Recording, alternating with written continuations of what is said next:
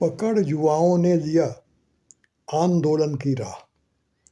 पकड़ युवाओं ने लिया आंदोलन की राह। नींद उड़ी सरकार की, समाधान रही चाह। नींद उड़ी सरकार की, समाधान रही चाह। पकड़ युवाओं ने लिया आंदोलन की राह। साथियों, अब नीट पेपर लीक मामला छात्र और युवाओं का देशव्यापी आंदोलन बन गया है। सीजेपी का धरना प्रदर्शन जंतर मंतर पर आज भी जारी है और अब जाकर के सरकार की नींद उड़ी है। अब उसको लगता है कि विपक्ष भी इसमें कूद गया है और पूरे देश में आंदोलन पर बैठ गए हैं छात्र युवा। 12 से अधिक राज्यों में और तमाम शहरों में, 20 से अधिक शहरों में प्रदर्शन कर रहे हैं लोग।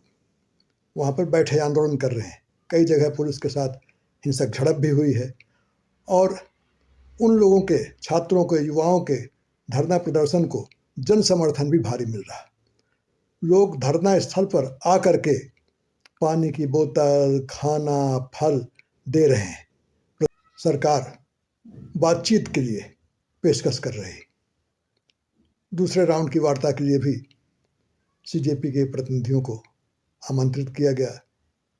कॉन्स्टिट्यूशन क्लब में बातचीत हुई जिसमें मंत्री जेपी नड्डा और जितेंद्र सिंह थे।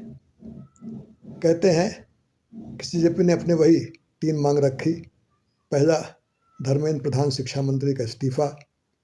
दूसरी मांग थी उनकी कि जो आत्महत्या नीट पेपर लीक के मामले में छात्रों ने किया, उनके परिजनों को 1-1 करोड़ की सहायता। और तीसरी मांग ये थी कि जिन प्रदर्शनकारियों पर मुकदमे दर्ज हैं, FIR दर्ज है, उसको वापस लिया जाए और भविष्य में भी उनका उत्पीड़न न हो, इसकी गारंटी सरकार दे। ये 3 मांगे और सीजेपी कहना है कि धर्मेंद्र प्रधान के इस्तीफे की मांग पर कोई समझौता नहीं होगा।